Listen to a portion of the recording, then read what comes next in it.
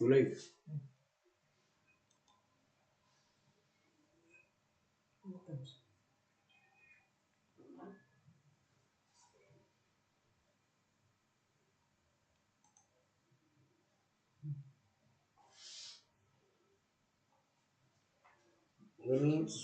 hello everybody.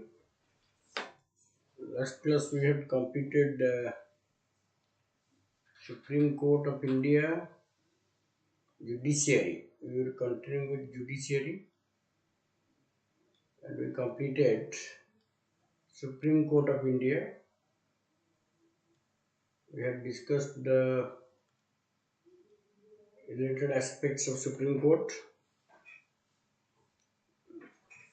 the jurisdiction and the application of various aspects. We have already discussed probably important articles related to Supreme Court. I want to mention two special articles of Supreme Court, Article 141 and Article 142. 140 said that laws or judgments or judgments or verdicts of the Supreme Court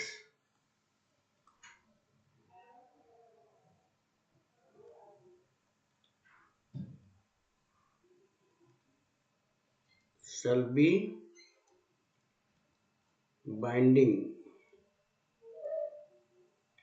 on all courts and judicial bodies, all courts across the country.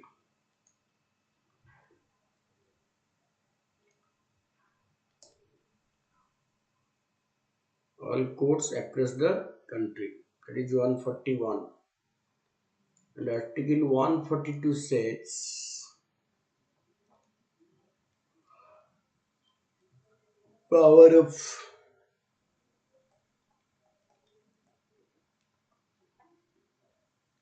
Supreme Court to issue decrees or orders. Article 142. Article 141 establishes integrated judicial system, contributes to the establishment of integrated judicial system, and considers Supreme Court as the apex court, and the judgment of the Supreme Court or verdicts or laws made by the Supreme Court are binding across the country. That is what 141 is all about. And Article 142, 141 article, that is makes the judgment of the Supreme Court that laws or judgments declared by the Supreme Court shall be binding on all courts within the territory of India, and the law declared has to be construed as principle of law that emanates from a judgment or an interpretation of the law. Okay, so here judgments means laws declared or any principle laws or principles declared by the Supreme Court as declared by Supreme Court shall be binding across all courts situated in the country. So no court is an exception, including the military courts. And Article 142 is a discretionary power of the Supreme Court to exercise its jurisdiction, may pass such decrees or orders as is necessary for doing complete justice in any cause or matter pending before it. So it is also a factor of judicial activism. And this article has been much debated article or much attention much attention is paid to this constitution. So 142 operate, we shall discuss a lot about it also, a little bit discussion darkar. In the famous case of the recently, that Supreme Court uses its extraordinary power to do complete justice under 142 and ordered the release of AG Perari Bhalan in former Prime Minister Rajiv Gandhi assassination case. He had been serving. He had been serving jail for 30 years.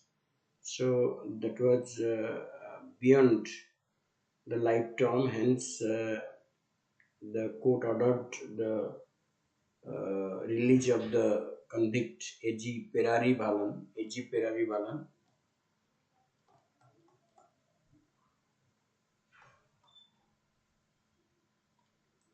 So AG Perari Bhalan ke release, and therefore uh, the importance of 142 came to the limelight. In 2018, to pardon Perarivalam was binding on the governor, Article 161. The governor's reluctance to take call on the pardon plea has compelled the court to employ its constitutional powers under Article 142 justice to the Perarivalam. The Supreme Court used Article 142 of the Constitution that grants extraordinary power to do complete justice and to release Perarivalam. The court dismissed the centre's argument that the president, exclusively not the governor, had the power to grant pardon in case section 302, murder of the Indian Penal Code, saying that the contention would render Article 161 a dead letter and create an extraordinary situation where pardons granted by governors in murder cases for the last 70 years would be rendered invalid. So, in this way, the court used the extraordinary power as the governor did not comply with the direction. Hence, the court had to resort to Article 142 and used it as an extraordinary power. The Article 142 has been invoked in various cases also earlier. For example, in the cleaning of Taj Mahal and justice many under trials is a result of the invocation of this article. Cleansing of Taj Mahal from the smog or industrial pollution, cleansing. So that is, we shall write it 142 case, Article 142, Article 142. Judicial intervention re first the release of Perari Bhalan, AG,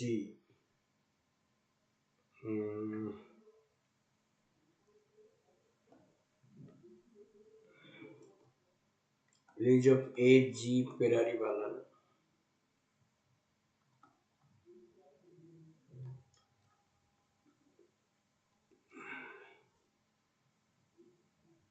So pardon Parelvan was binding on the governor's 161. The governor's refusal to take a call on the pardon plea has compelled the court to employ its constitutional validity. And there are also other points like cleansing of Taj Mahal, of the Taj Mahal from the industrial pollution. So that was a directive also by the Supreme Court to protect the monument and its preserve its white beauty, and that was done. And in also in Union Carbide case, Bhopal gas tragedy case, the Supreme Court had amended and had directed the Parliament and legislature of the state by saying that to do complete justice, and it could even override laws by the Parliament. So, stated that 142 could not be used to supplant the existing law but only to supplement the law. And it is sometimes known as judicial overreach. In recent years, there have been several judgments of the Supreme Court where it has been foraying into the areas which had long been forbidden by judiciary by reason of doctrine of separation of powers, which is part of the basic structure. The ban on sale of alcohol along the national highways and state highways. The ban on sale of alcohol alcohol along national and state highway.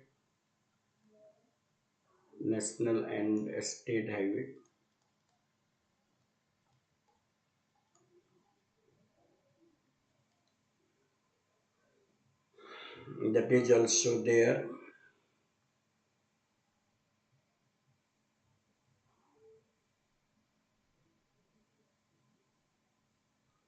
So there has been many areas which is not belong which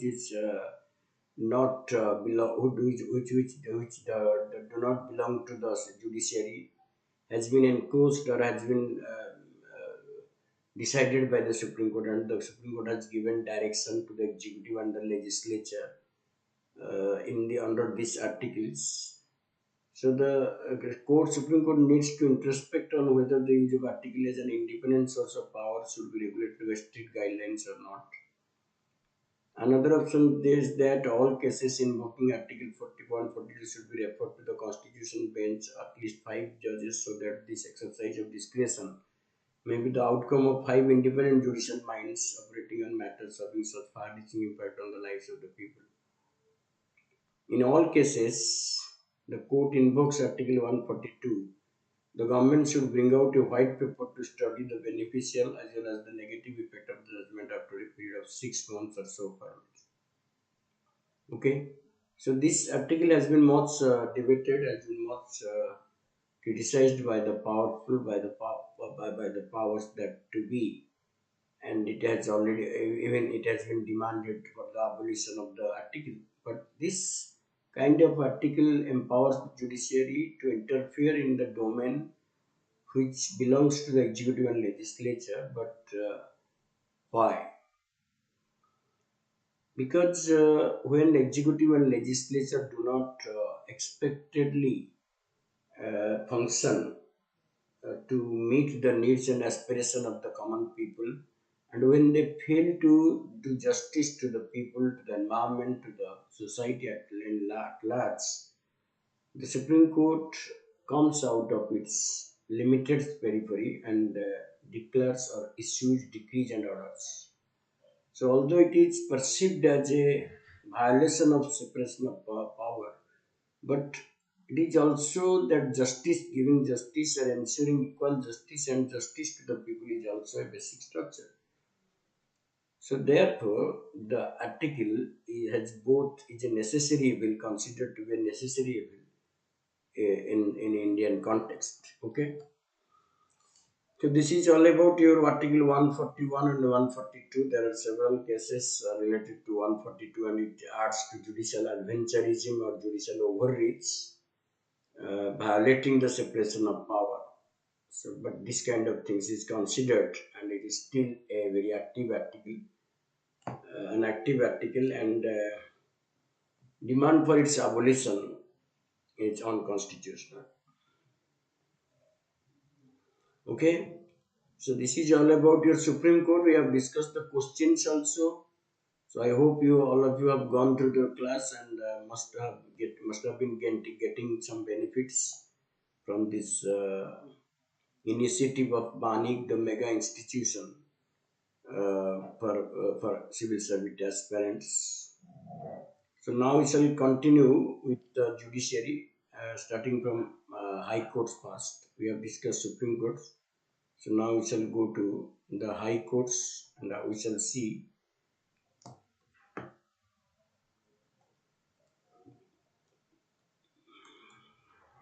High Courts in India.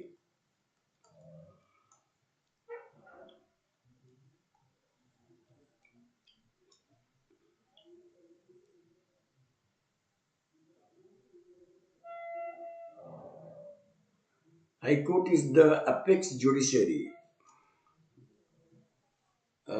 is the apex judiciary at the state level. In the integrated judicial system, the High Courts comes under the Supreme Court of India and above the subordinate courts. So there is Supreme Court at the top, and there are Supreme Court at the top, and there are high courts at the middle, and they are at the state level, and there are subordinate court also, subordinate courts,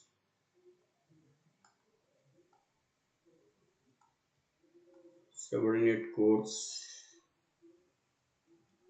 It is at the state level, and it is just the district level, and it is at the central level. So High Court is the apex judiciary, and that means state judiciary or judiciary in the state consists of high courts and subordinate courts. The High Court occupies the apex position in the judicial administration of a state. So it is the apex judiciary. High Court is the apex judiciary, apex judiciary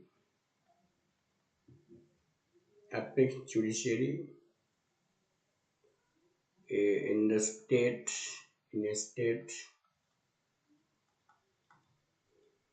It secures that means top position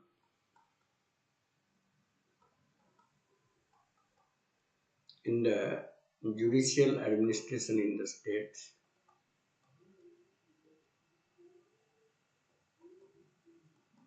Judicial administration in the state.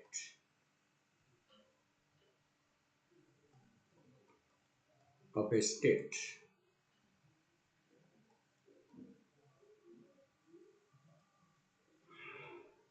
So I told you state judiciary consists of high courts and the subordinate courts. They are called state judiciary in India, and they are called state judiciary. State judiciary.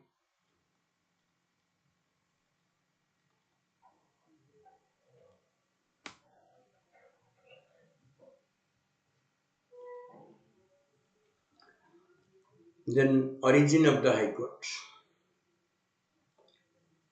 The origin of high courts in India can be traced back to the colonial period.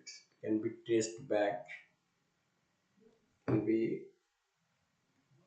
traced back to colonial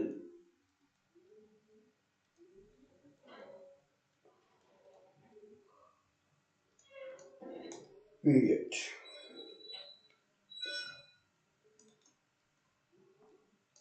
The first High Court was set up in 1862 at Calcutta, and in the same year, the Bombay and Madras High Court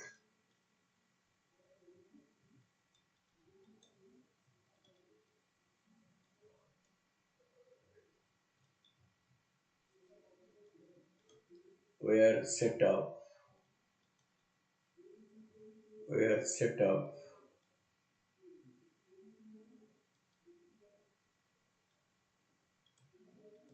in the same year, 1862. So it is the first High Court, then second High Court, then third High Court. And these three High Courts,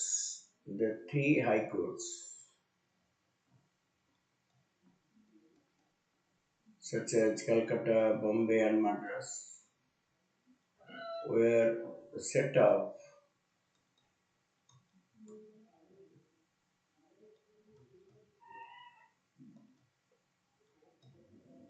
under Indian High Court Act 1861. Kindly remember this act in 1861. Under the same act, the three major high courts were set up, and in the course of time, each province in British India came to have its own high court. After 1950, high courts existing in a provincial became the high court for the corresponding state. Okay, another thing, so that is important act, Indian High Court Act 1861, under which the three high courts, Calcutta and Bombay and Madras, were set up.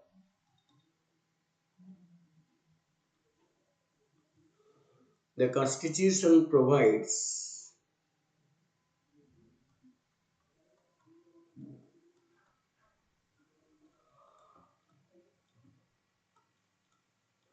for a high court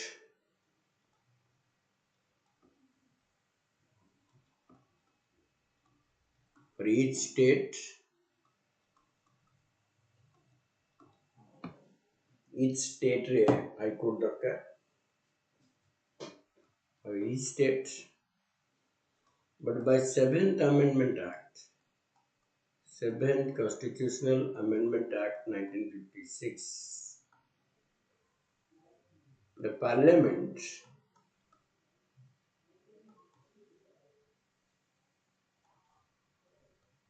can establish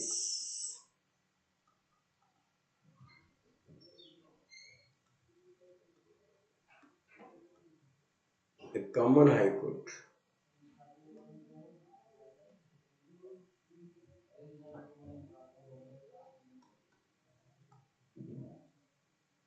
for two or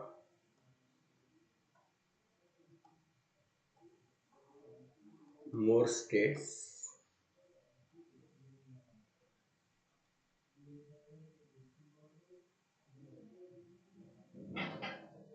The Constitution provides for the High Courts for each state, and by 7th Amendment 1956, the Parliament can establish a common High Court for two or more states. That was provided under Article 231. So, for smaller states, the High Court may not be affordable. Hence, the Parliament provides that the Constitution provides that Parliament can establish a common High Court for two or more states and a union territory. The territorial jurisdiction of the High Court is coterminous with the territory of the state. Similarly, territorial jurisdiction of a common High Court is coterminous with the territories of the concerned states and union territories. Obviously, so that is a common idea you have to know. Odisha High Court has complete jurisdiction over the geographical territory of the Odisha, of the state. Since if any common court is there, then the jurisdiction will cover the entire jurisdiction of the states or union territory which come under the common high court. But remember, a common high court in India has more than one state as a need, as a necessity also. You cannot say that any state having jurisdiction over the adjoining union territories will be called a common court. No. Common court is a court where more than one state is there, must be there. So there are so far three common high courts. Three common high courts. One is your Guwahati.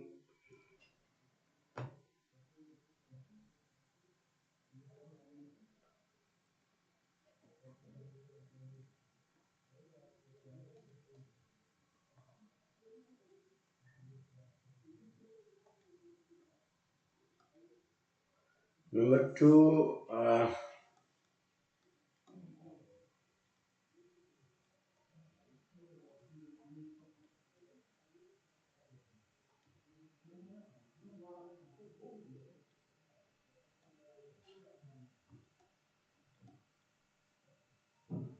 and Punjab and Haryana.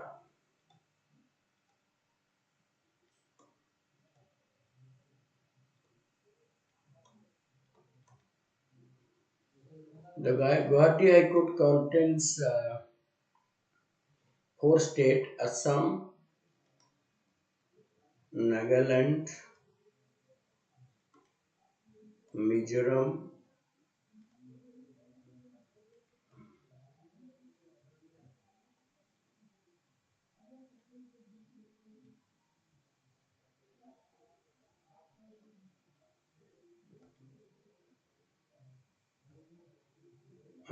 Nagaland, Mizoram, and Arunachal Pradesh. So four states: Bombay is Goa, Maharashtra, two states are there, and it happened the DNH, Dharana Rabri, and DD.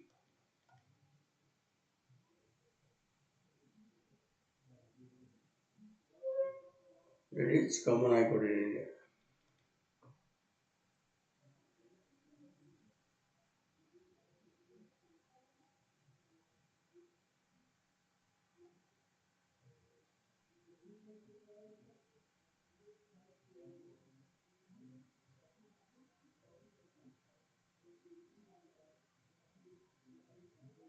Okay.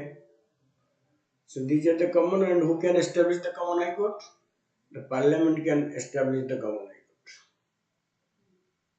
Okay. The Parliament can establish the common High Court. So as of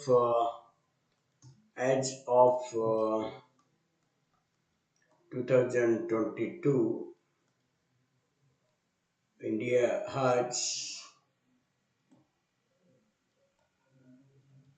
25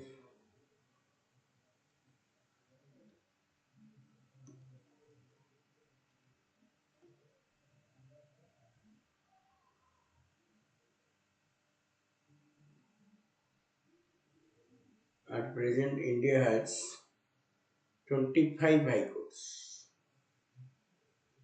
and the only union territory which had a high court was Delhi, which it was established in 1966, and later also Jammu Kashmir continued to have a freedom high court since 2019. So only union territory that was having its high court was Delhi, that was provided in 1966, but later after Jammu Kashmir derecognized as a state and it had its high court, there it retained its high court. So that is 22. As of 2022, there is one high court called 25 high court called in India, and these 24 high courts have been listed. So I think we should take care of them first. Name and jurisdiction of the high courts.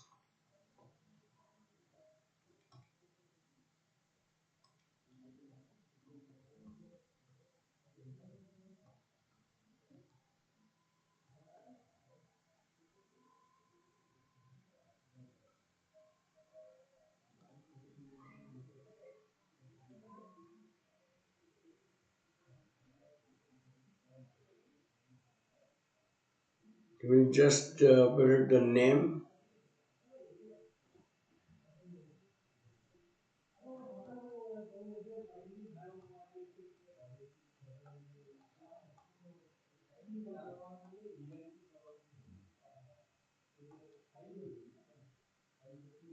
Year of establishment.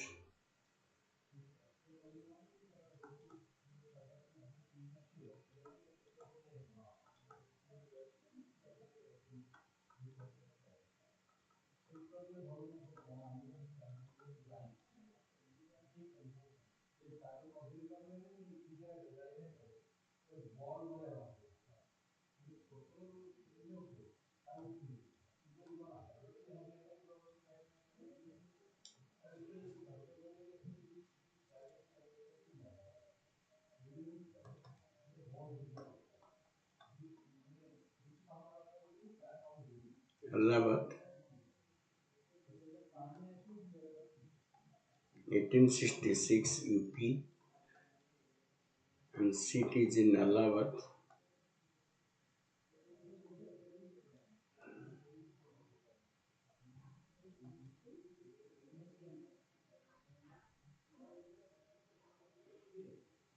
Then Andhra Pradesh High Court,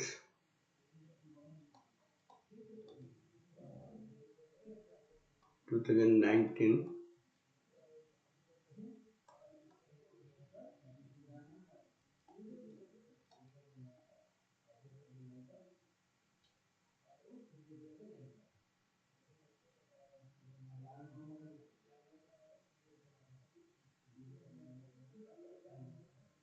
Andhra Pradesh, so that is Amaravati.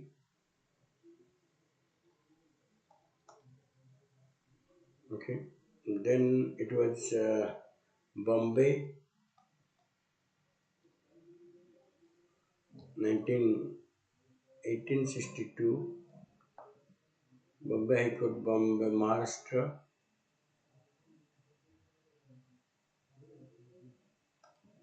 Goa,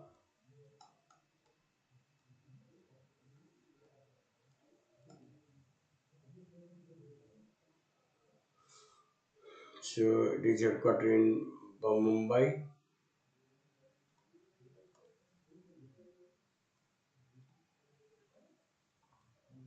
Then Nagpur,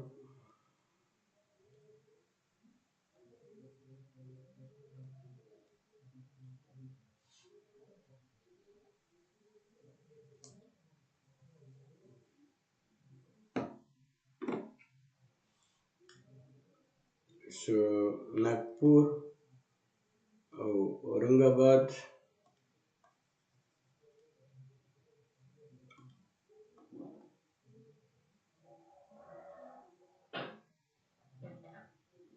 Panji. There are the three benches of the Mumbai High Court, three benches, and one is the headquarters, Mumbai. Then Calcutta, 1862, obviously the West Bengal and Andaman.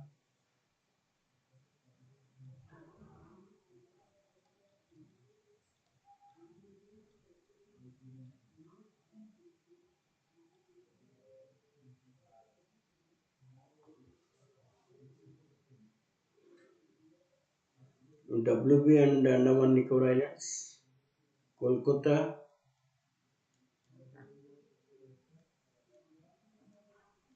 তারপরে Port Blair,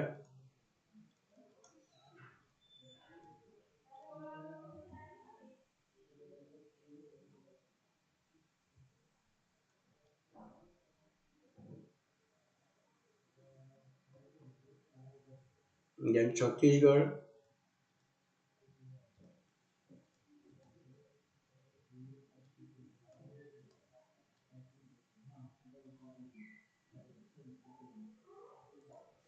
2000 establishment, Chhattisgarh,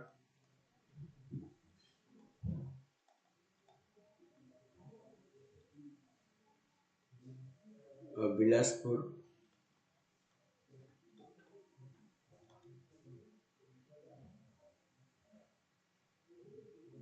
Delhi, 1966,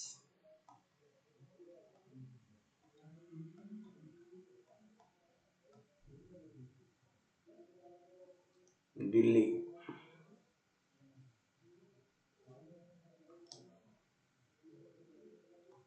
Guwahati,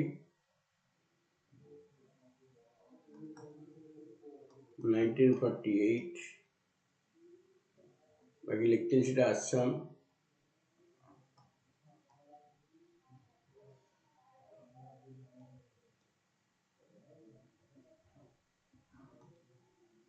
Mizoram, Arunachal Pradesh,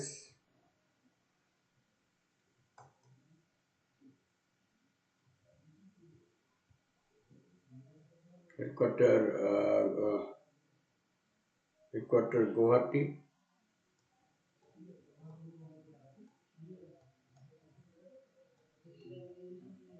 Imphal,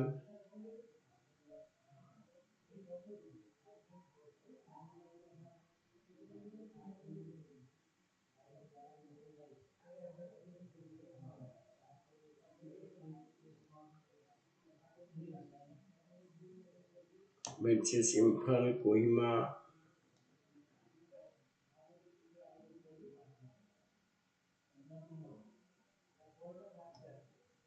Aizawl, not Imphal exactly, Itanagar.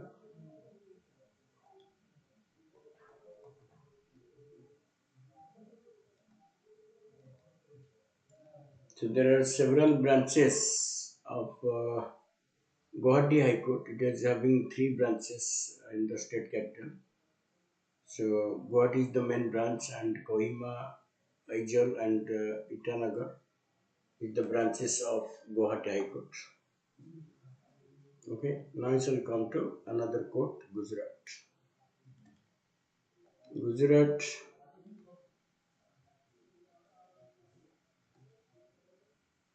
1960,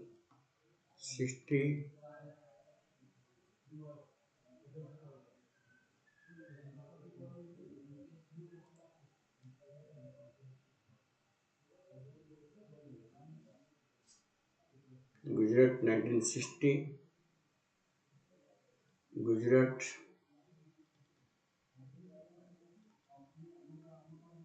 Ahmedabad,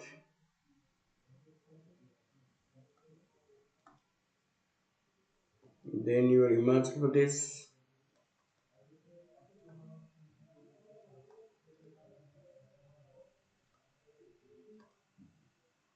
Himachal Pradesh, Kasturi, jurisdiction Himachal Pradesh,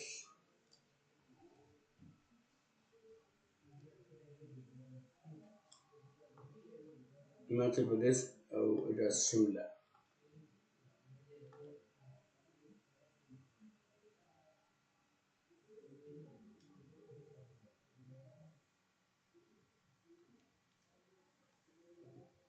Which Himachal Pradesh,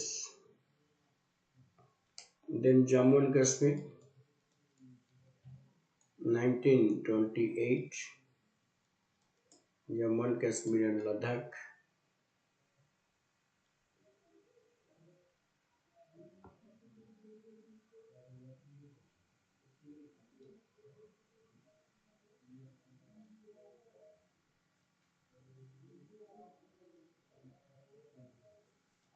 and Jammu and Kashmir and Ladakh, Srinagar and Jammu.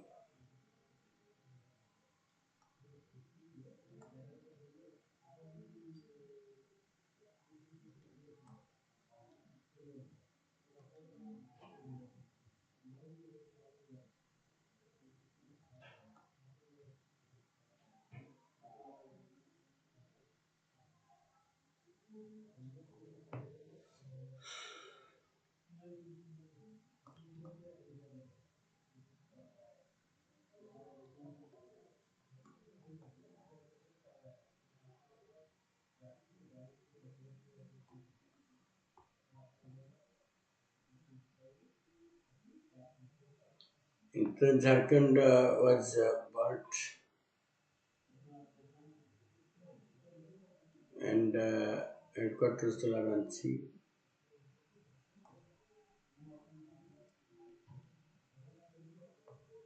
তারপরে Karnataka,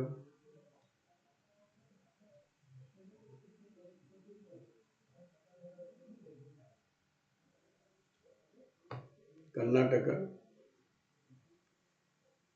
1984, sorry, 1884, one of the oldest court in India.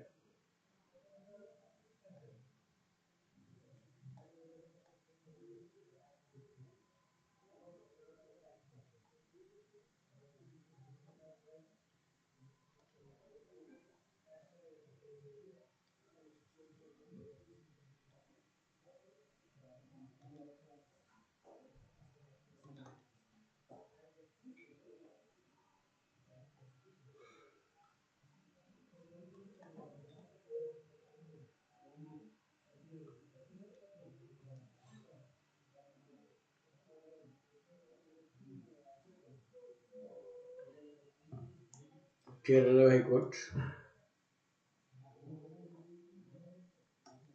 1956.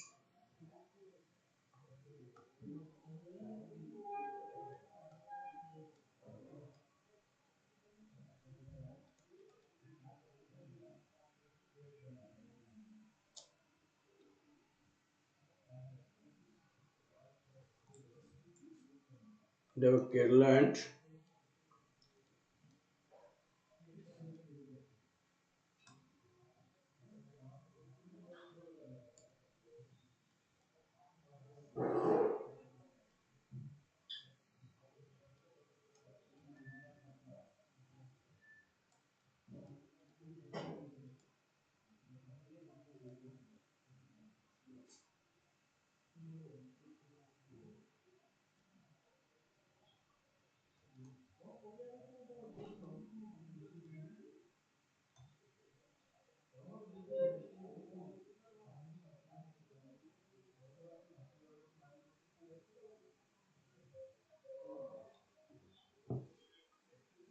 and then Meghalaya.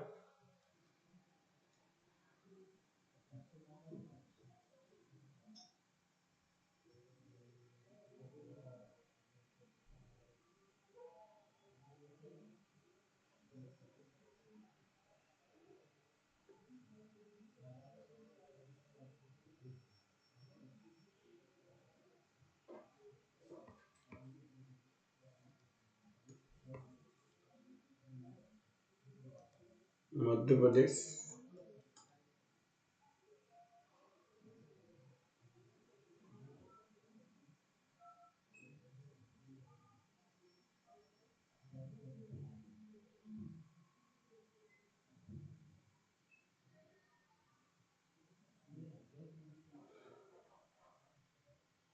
Number of parliamentaries in Madhya Pradesh.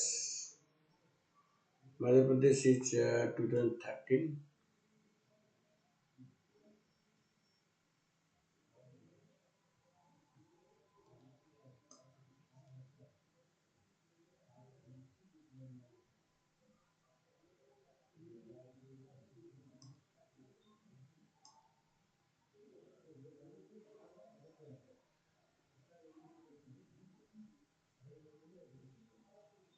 MP 1956.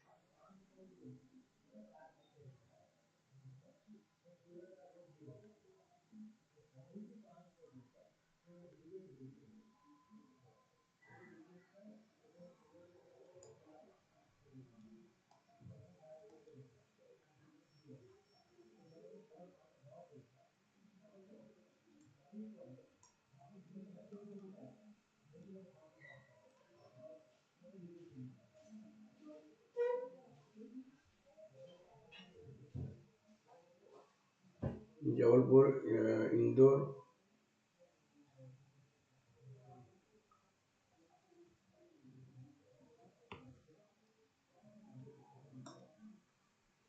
Jabalpur, Indore.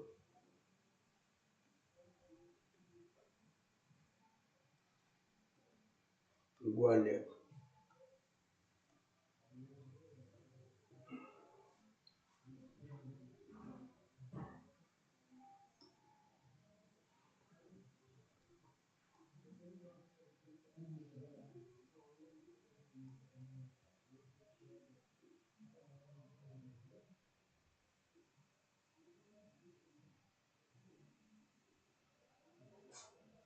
Madras 1862 and that was Tamil Nadu and Puducherry.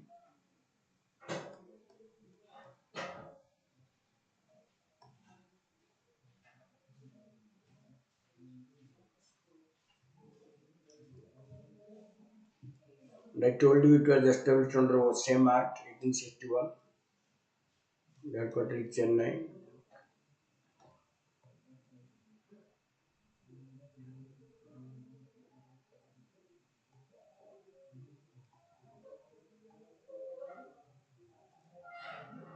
Manipur,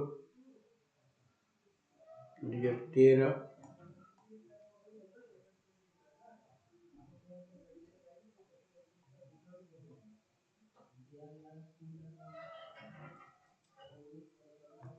Manipur year Tera. Jurisdiction Manipur.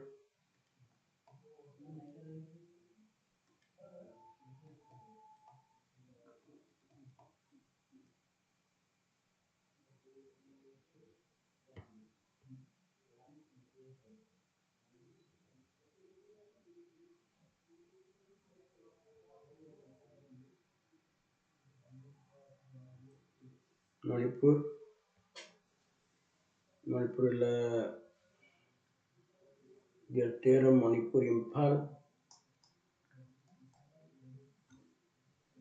Okay.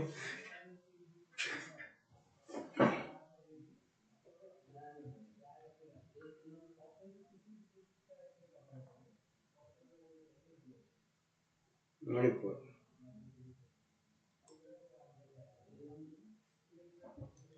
Then Meghalaya.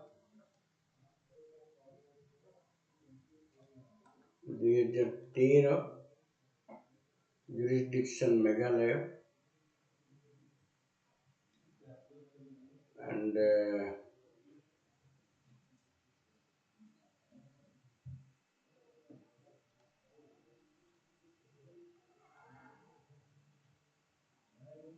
Shillong.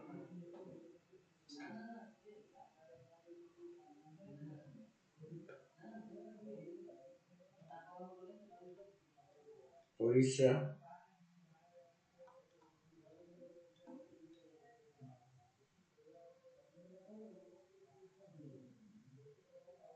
1948.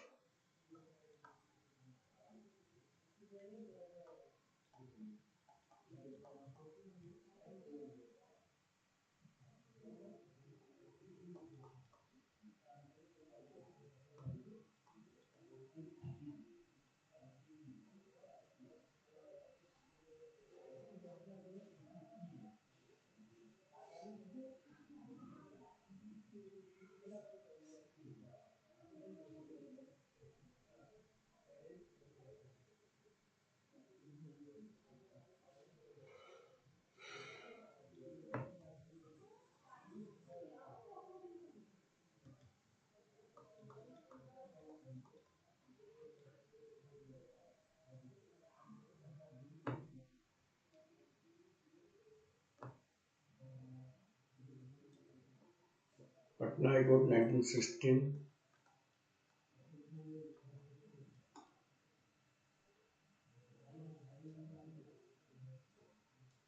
Bihar.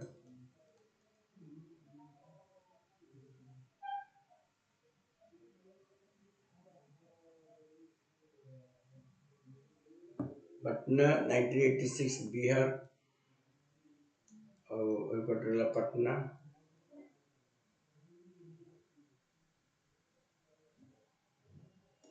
Punjab and Haryana High Courts.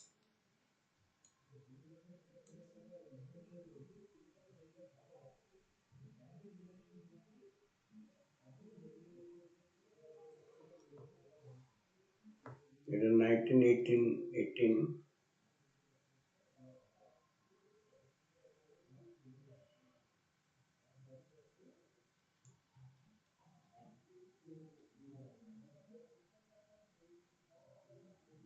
Eighteen 75. Punjab. Haryana.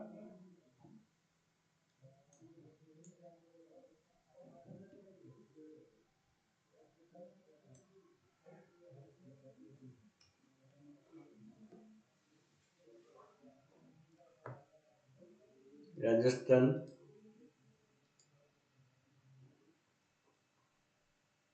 Rajasthan 1948.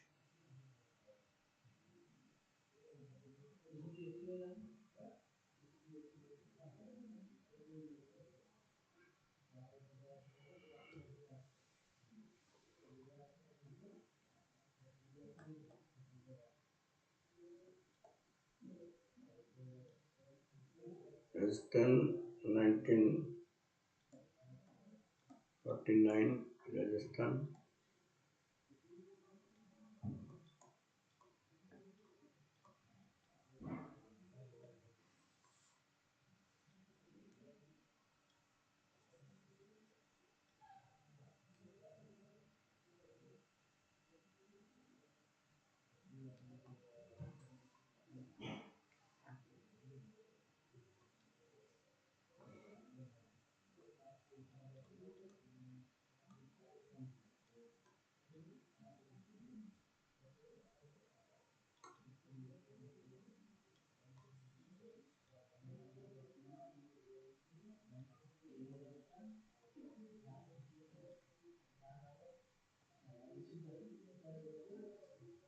Rajasthan,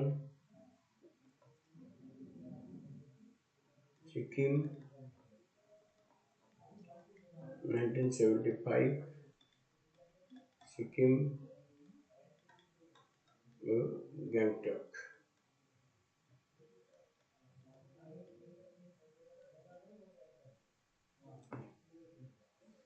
Telangana,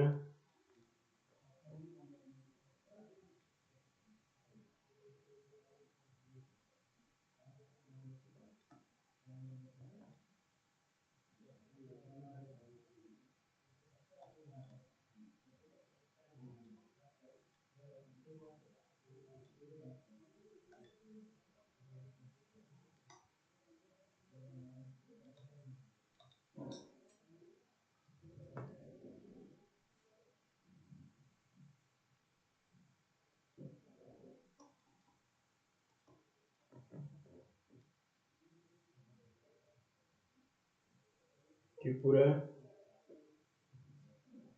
2013.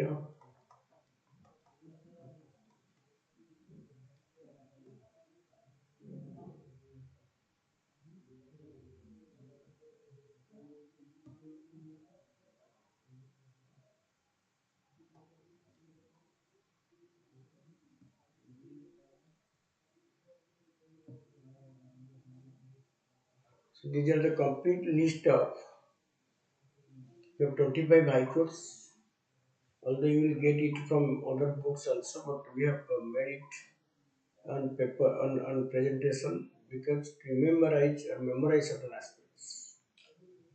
First of all, you have to exercise that chronological order of the high court.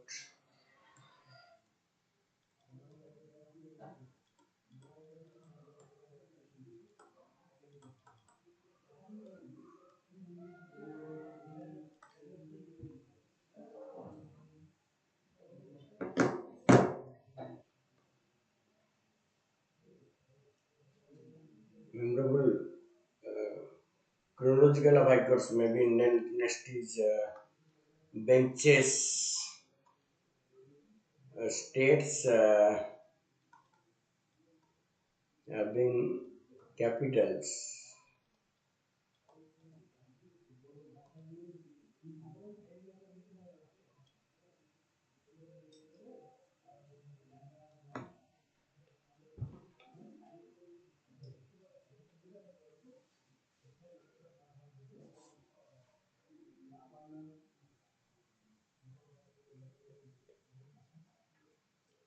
Then list to chronological orders.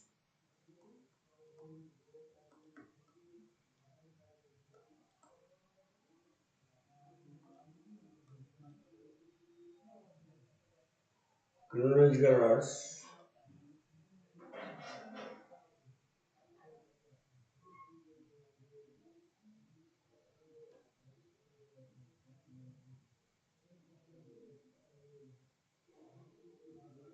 Chronological orders of the high courts. Then states.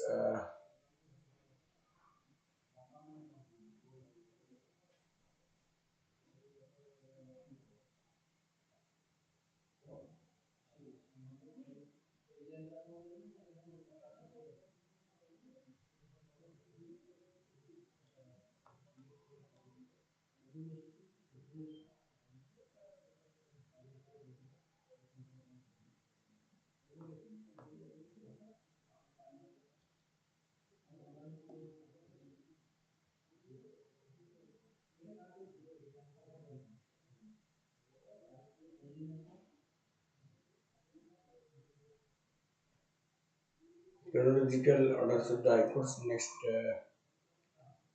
Uh,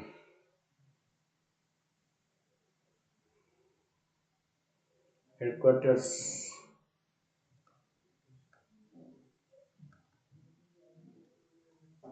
of several high courts.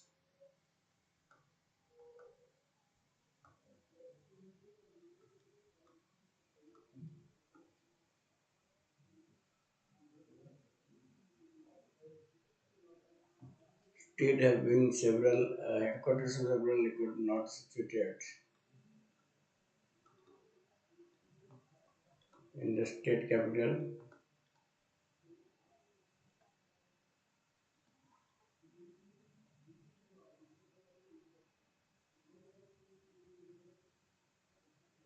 Headquarters not so. So how many states having no headquarter and headquarters and the state capital? First of all, Allahabad High Court doesn't have headquarters in Lucknow. Then we can say Calcutta is there, Chhattisgarh.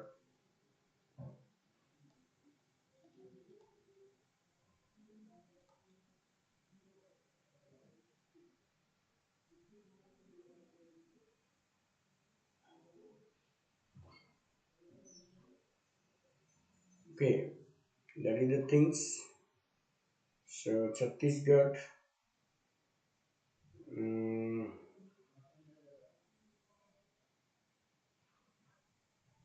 no High Court. What is there? Gujarat. Gujarat is the state having Ahmedabad, Gujarat.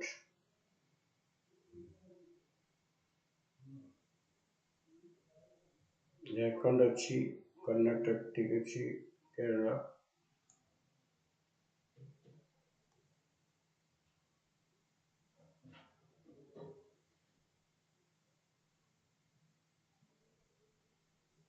Okay, so Kerala is the High Court which is not having the things. Then Madhya Pradesh is Jabalpur is not the capital, and others are there. Odisha.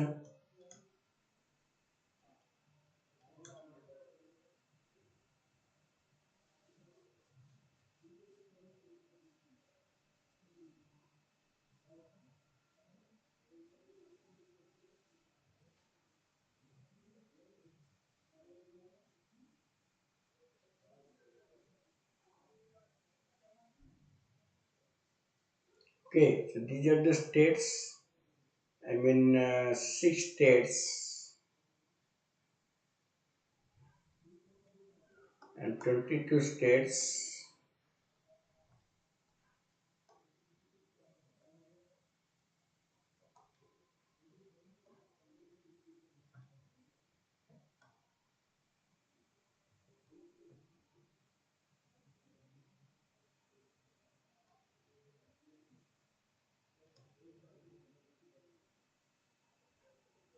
So can you remember all these things and also number of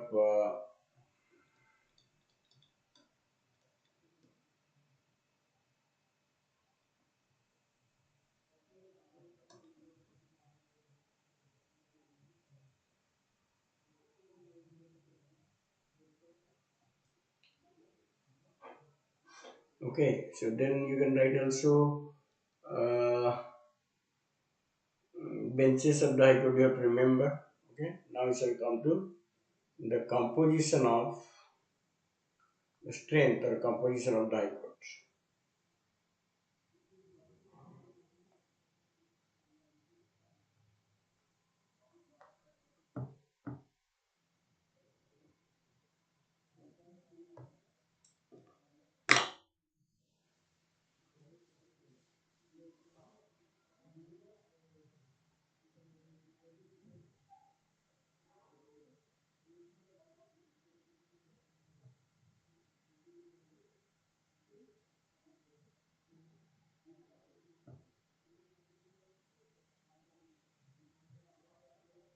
Okay,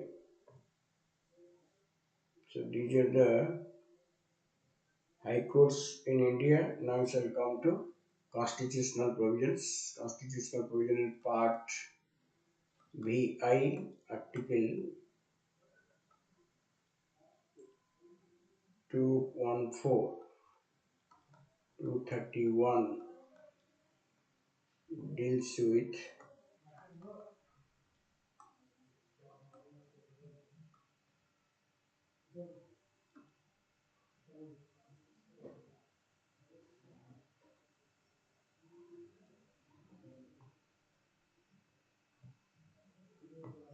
composition.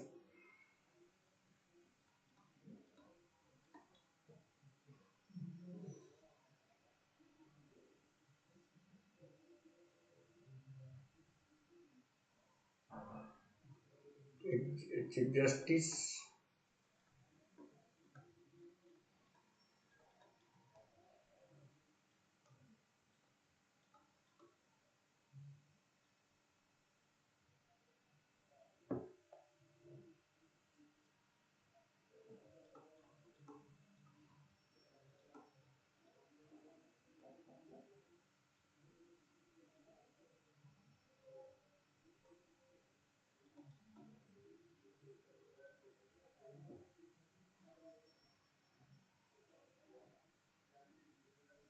Okay, so Chief Justice and so the other judges.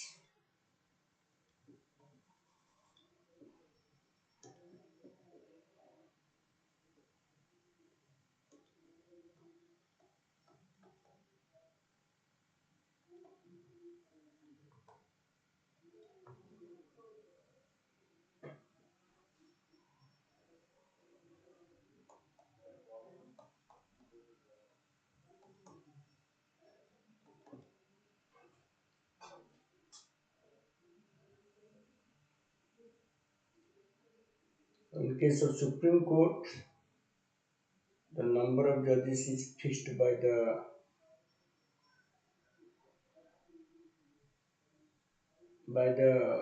number of judges is fixed by the Parliament through an act. But in case of President, it is fixed by the in case of High Courts, it is fixed by the President. So as the High Court size of the High Court varies from state to state. So Constitution does not specify the strength of High Court, and it leaves to the discretion of the President. So it is vary from strength to strength. Like Odisha has 27 strength prescribed strength present. So different high courts have different prescribed strength also. Appointment of the judges.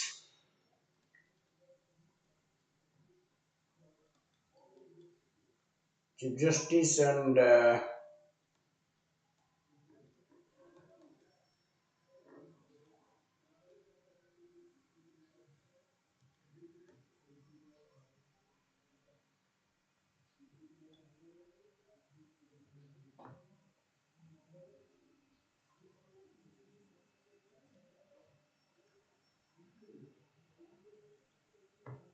so what was writing? Appointment. Sorry,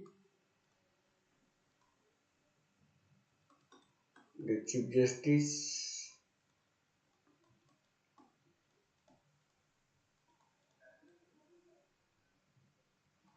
and judges of the High Court.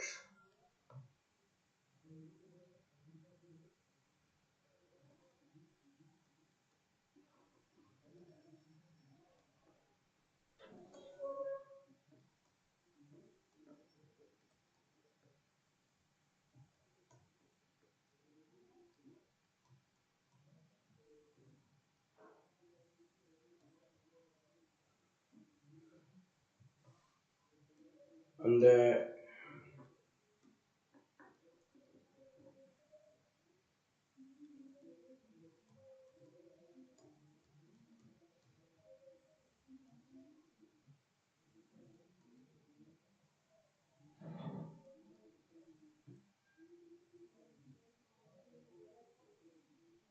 recommendation of the Chief Justice of India and two other.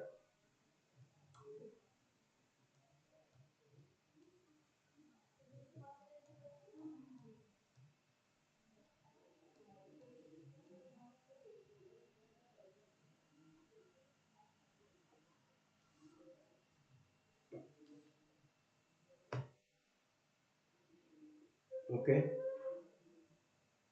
two other courts. As we had already discussed this collegium system that is called collegium. um, that is called collegium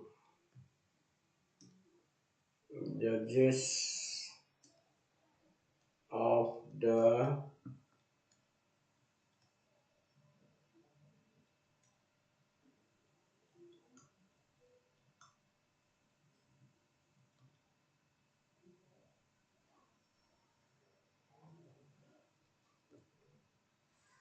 Okay, we have already discussed the appointment of High Court judges. In the third judge case, should consult a collegium of two senior most judges of the Supreme Court, along with the Chief Justice of India. Thus, the sole position opinion of the Chief Justice of India alone does not constitute the consultation process.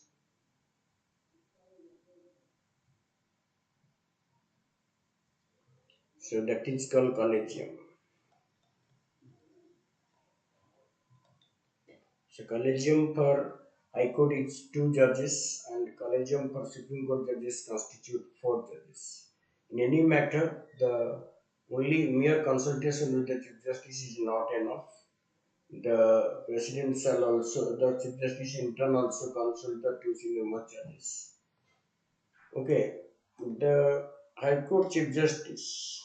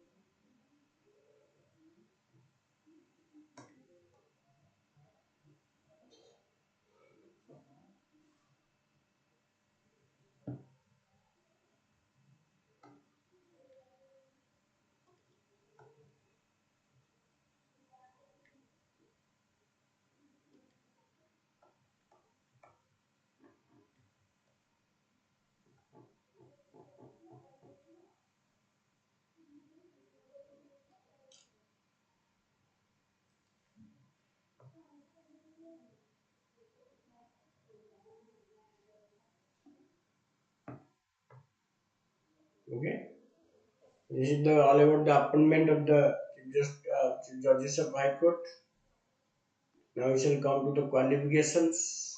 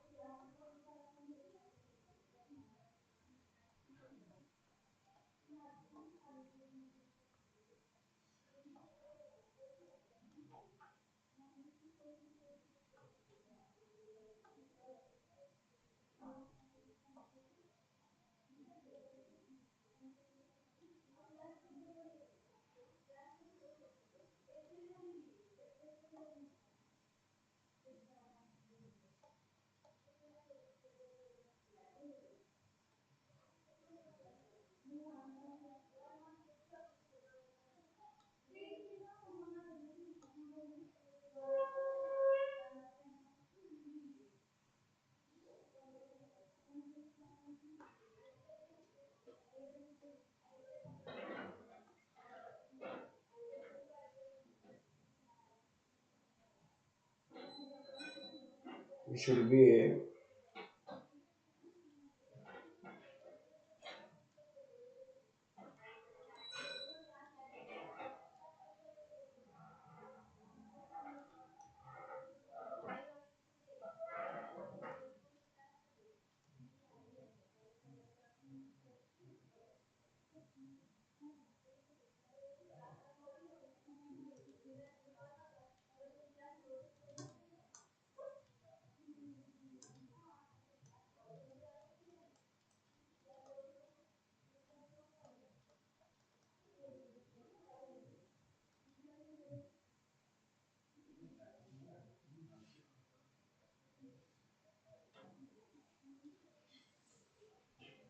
Number two,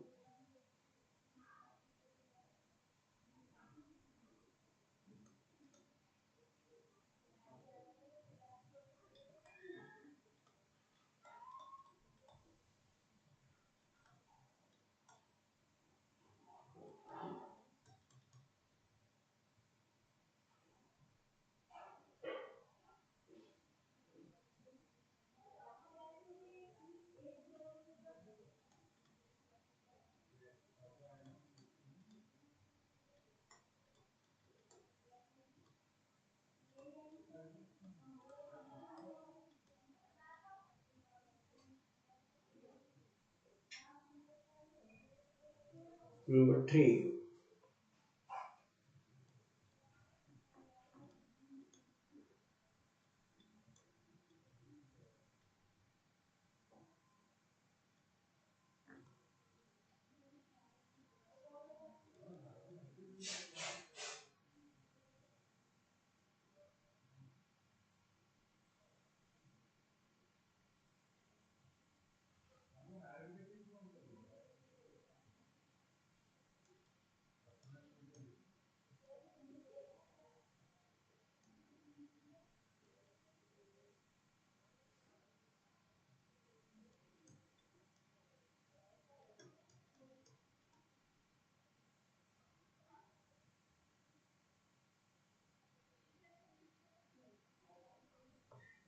Okay, so should have been or. There have been three the minimum. So there is no mention about no age prescribed,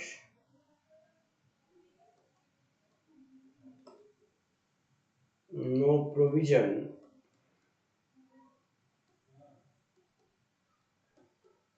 for the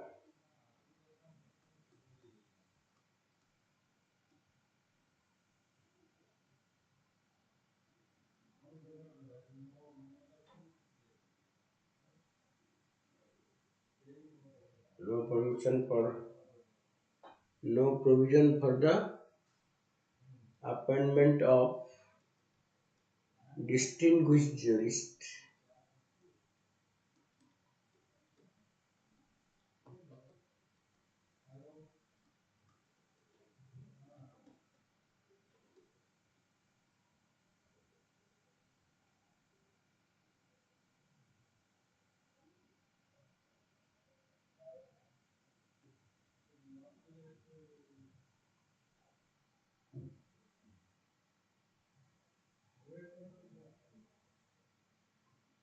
Graced by.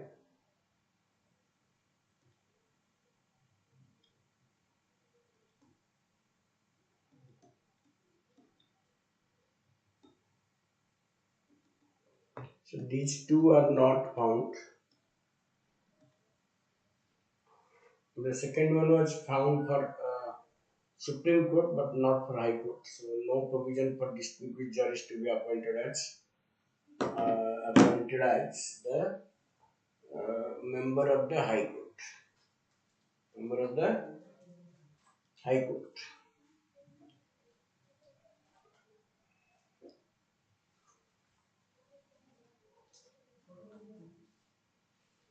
Okay.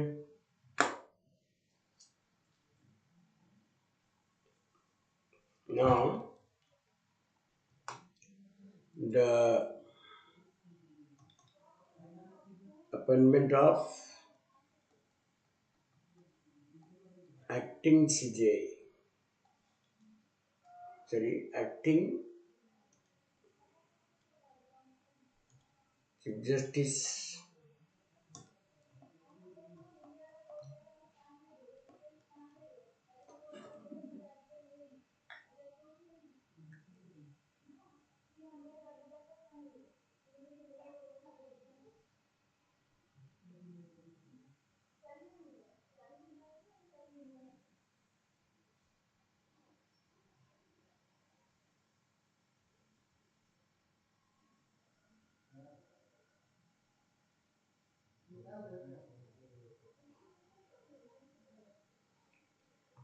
Okay, appointment of acting Chief Justice is under Article 223.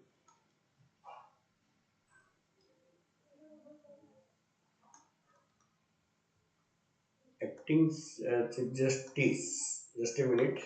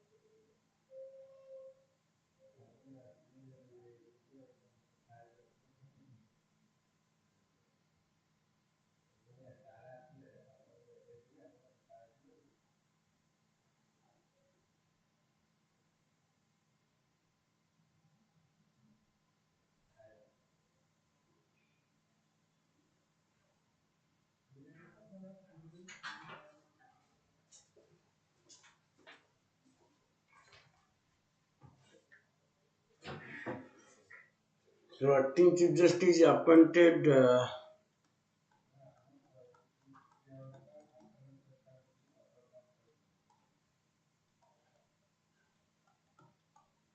by the President. mm, by the President in consultation with the Chief Justice of India.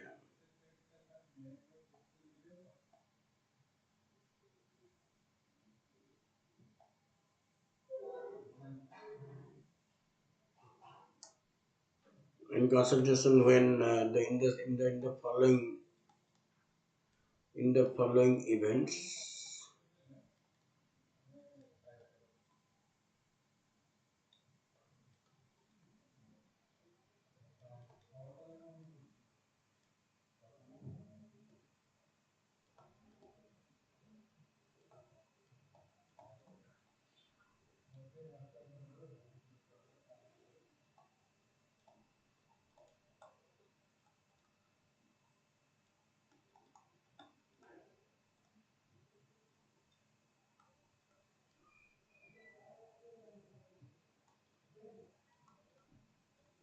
The Chief Justice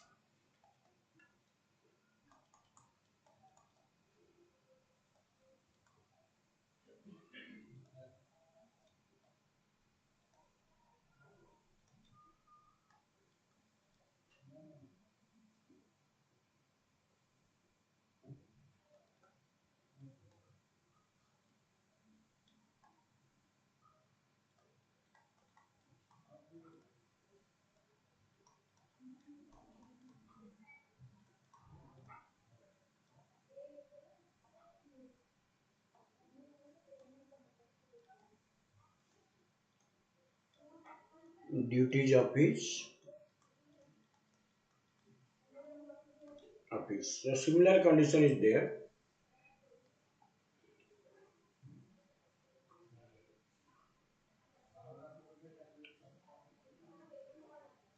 Okay, so that is the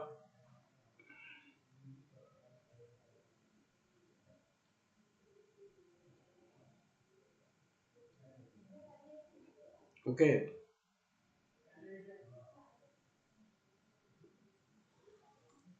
and there is mm,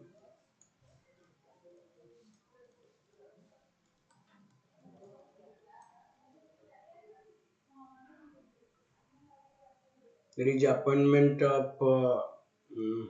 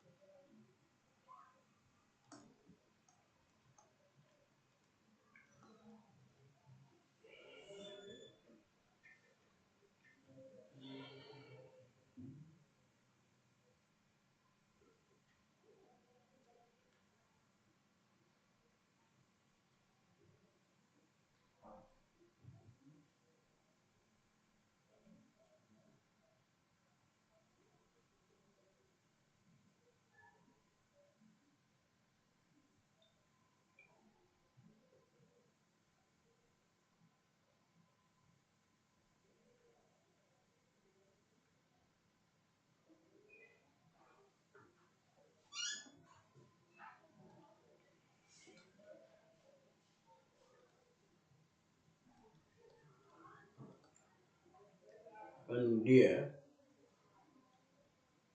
can appoint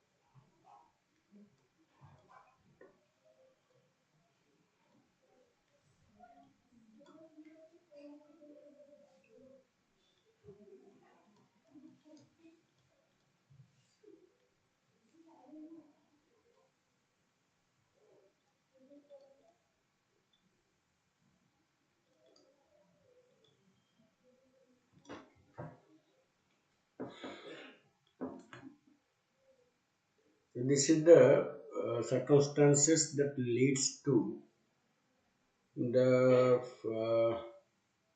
appointment of additional judges by the President of India in these circumstances. We may call it the person duly qualified can appoint a person. We have mentioned, not mentioned, with the person duly qualified.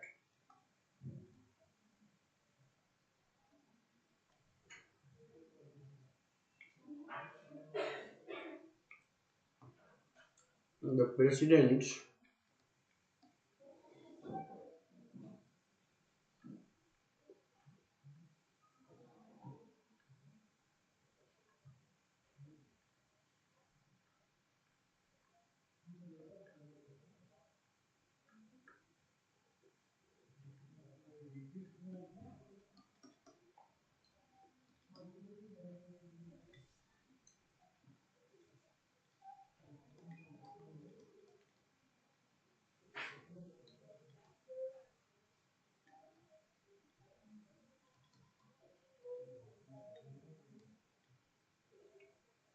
appoint a person duly qualified as acting judge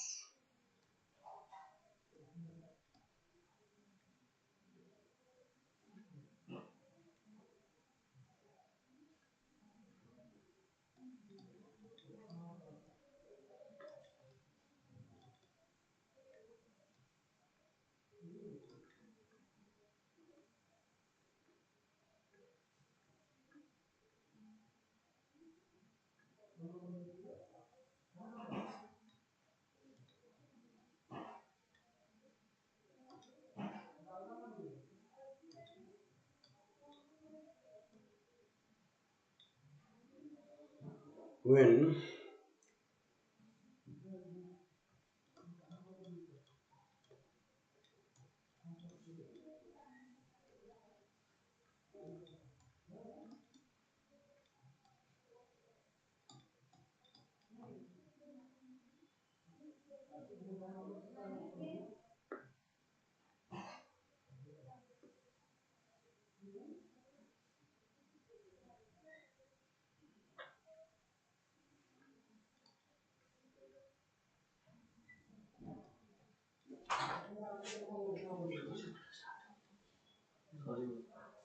chapter choice chapter choice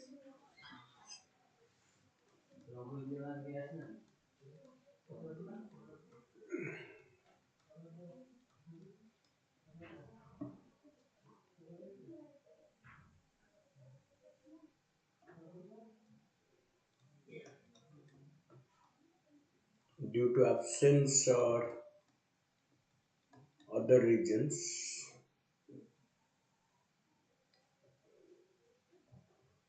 or when the judge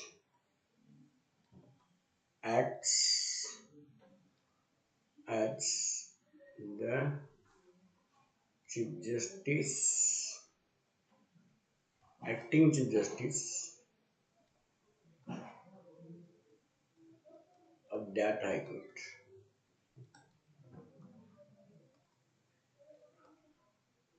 So additional judge are judges which are appointed in addition to the strength of the high court, and they may serve as additional judge for a period not that is for a period of 2 years at a time. But acting judges may be for a short period, for maybe for some days or some months, when the chief justice is when the judge is absent or is temporarily unable to perform his duty due to absence or any other reason, or if a judge of that high court acts as an acting chief justice of that high court, one person may be appointed as acting judge, and when the judge returns to its office, the acting judge tenure will its temporary period will expire. So there are difference between acting judge and additional judge. Additional judges are added to the not to it's beyond the it's appointed are appointed beyond the strength. It's nothing to do with the strength of that. But in case of acting judge, he acts on behalf of a judge who is absent or who is otherwise engaged as chief justice of the High Court for a temporary period. And another position is there also, like the Supreme Court of India, the Chief Justice of the High Court can avail the service of the retired judges, service of retired judges. That is also 224A. It is 224, appointment of acting judges and additional judges, same article. And Mm,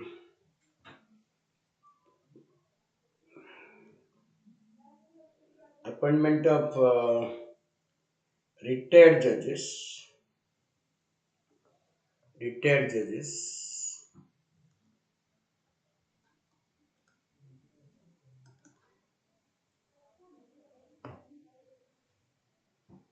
The retired judges, the Chief Justice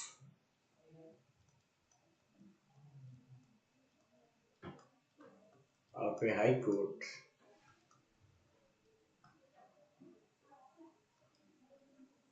can request the services of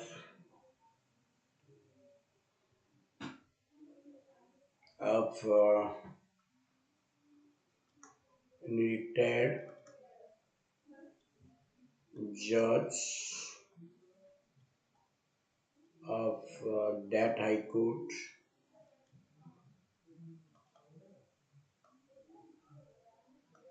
or any other High Court in India,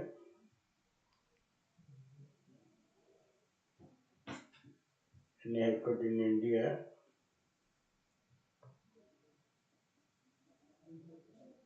uh, to act as a judge for a temporary period.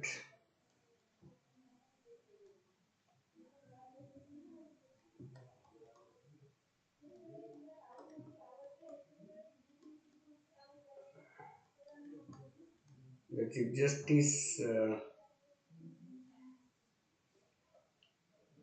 he can do so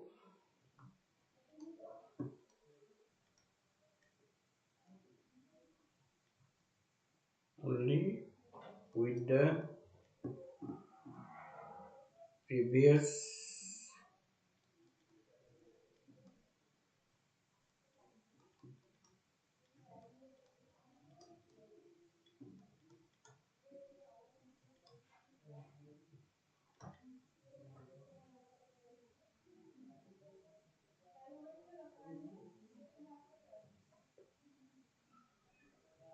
the allowances given to the retired judge after appointment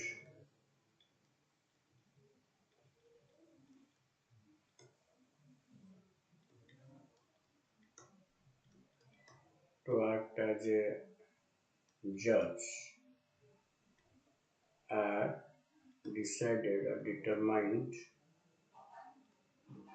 by the president.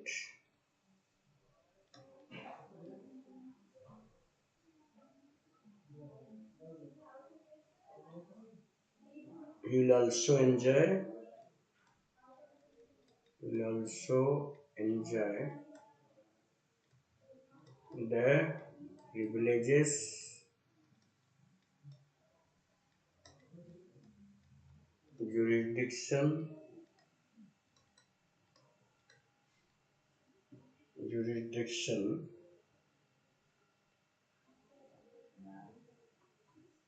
and powers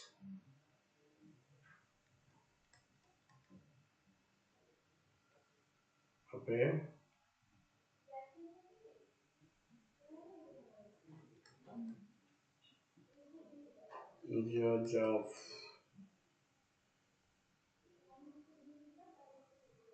judge of that high court. But otherwise, he will not be. But he will not be considered as a full judge. He will not be considered a full judge.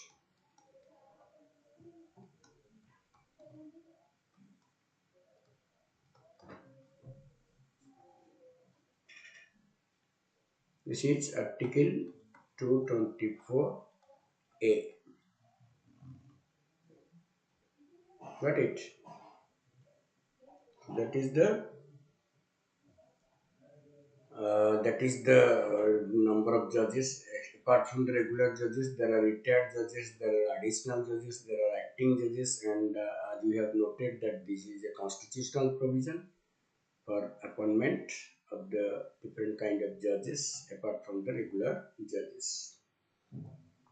Now, if you talk about the independence of the High Court, we can say that the same way as the Supreme Court of India is independent, the High Courts are also independent in the same light.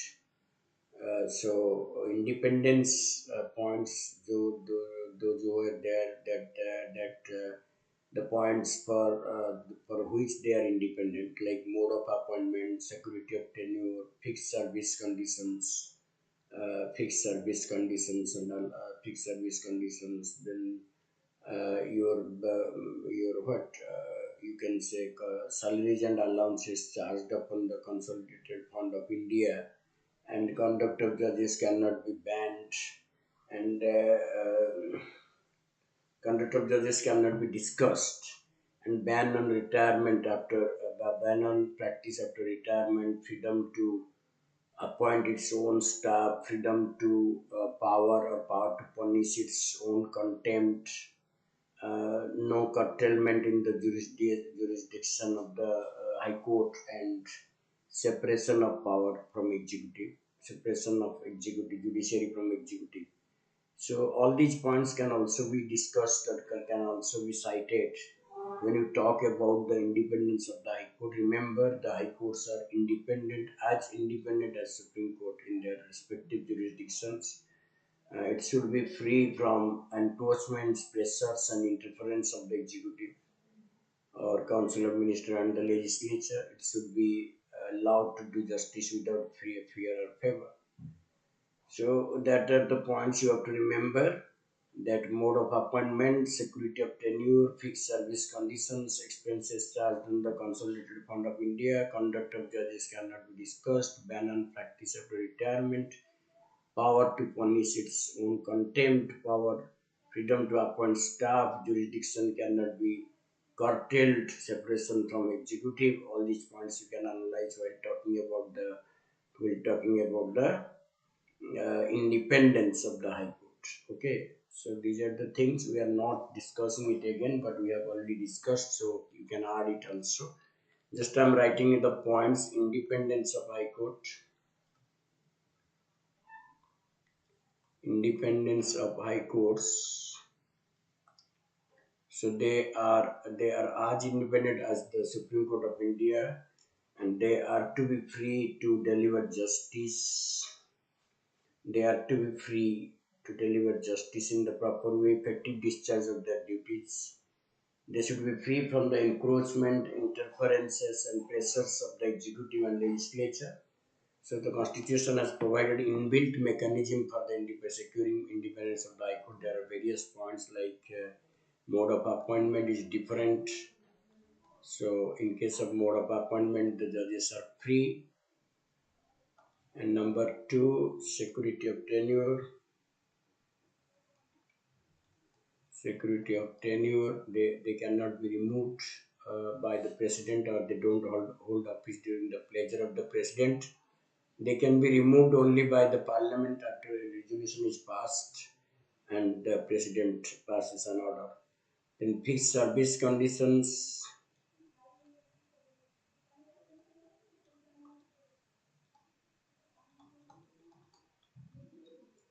Number four, salaries and allowances are charged on consolidated funds, obviously on the consolidated fund of the state. Number five, conduct of judges cannot be cannot be discussed in neither in the union legislature nor in the state legislature. Cannot be discussed.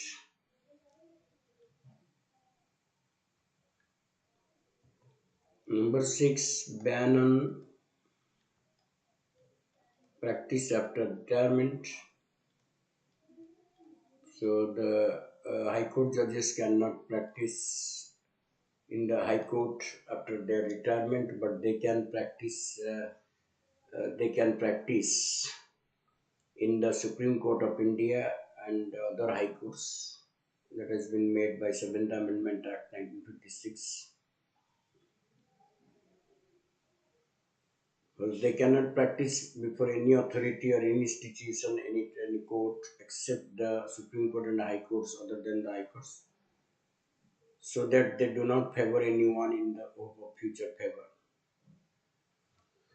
Then number 7, power to punish. Power to punish for its own contempt.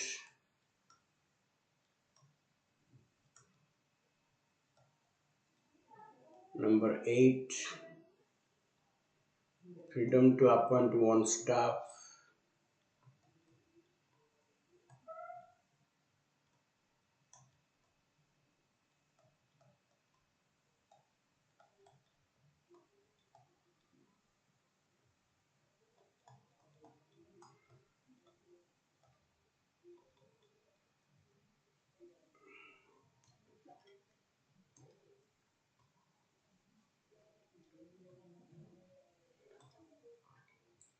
Its jurisdictions.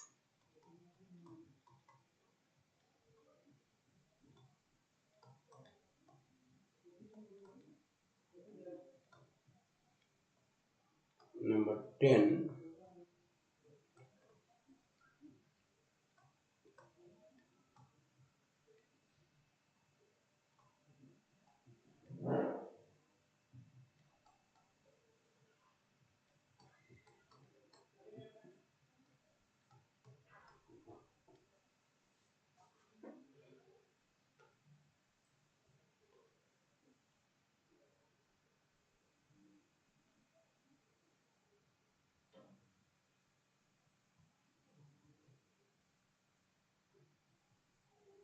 okay.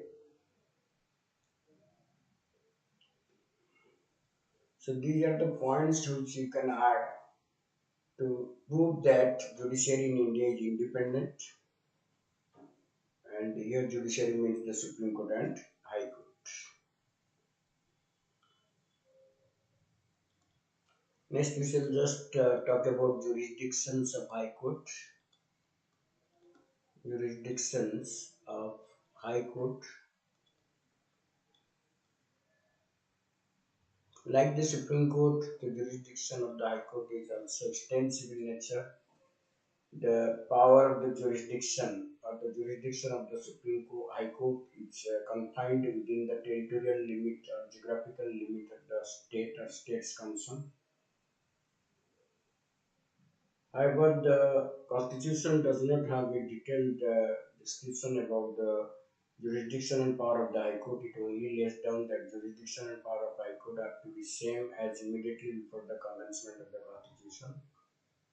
But there is one addition that Constitution gives a High Court jurisdiction over revenue matters which was not enjoyed by them before the end of colonial era or during the colonial era. The Constitution also confers some more additional powers on the High Court like lead jurisdiction, power of superintendence, power of control over the powers, and consultative power. And moreover, it empowers the Parliament and state legislature to change its jurisdiction power of the High Court. So first of all, you have to mention High Courts are endowed with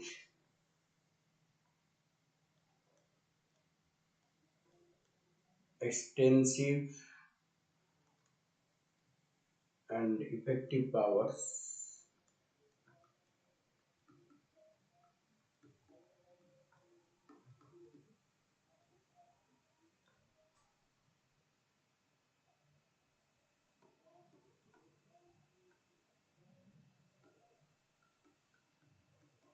jurisdictions,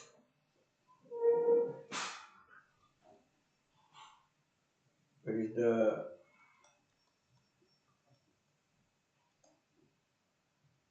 highest court of appeal in the state.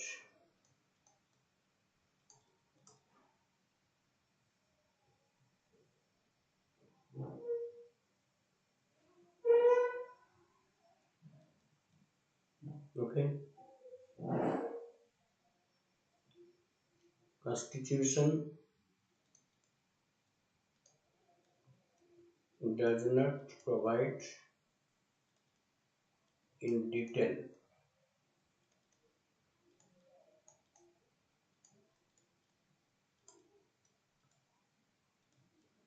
the jurisdictions of the High Court.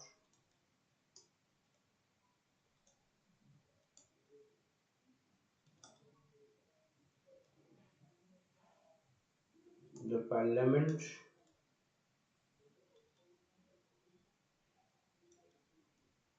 and state legislature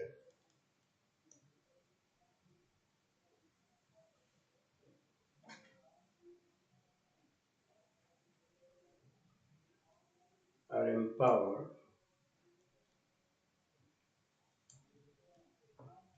to change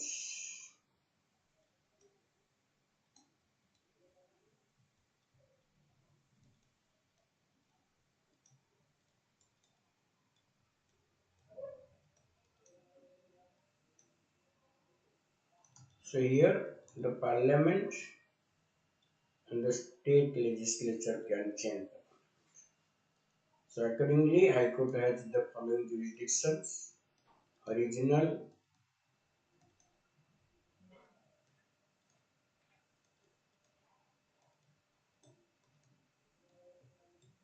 number two, appellate,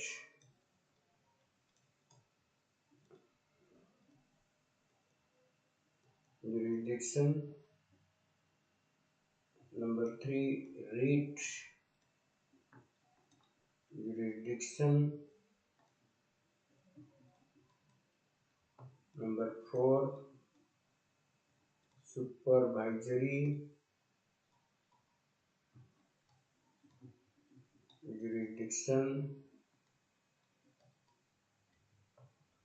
number five, control over subordinate courts, subordinate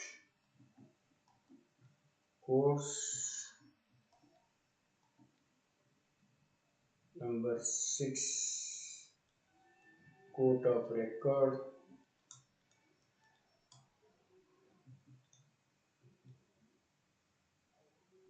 number seven,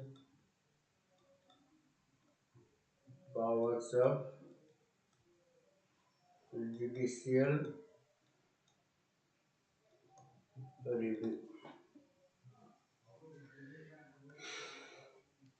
So these are the major powers of the High Court. We'll discuss it in the next class in detail. What are the powers that are given to the High Courts? Okay. So we'll come to the detailed description of the High Courts in the next class. But for the timing, let me close the class here. We have today discussed the High Courts and also we have discussed the Article 142. So next class we shall discuss in detail. Next class, details of jurisdiction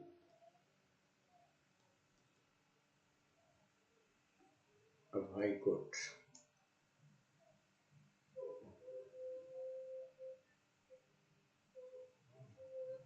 Alright. So thank you very much for watching us and for giving us support.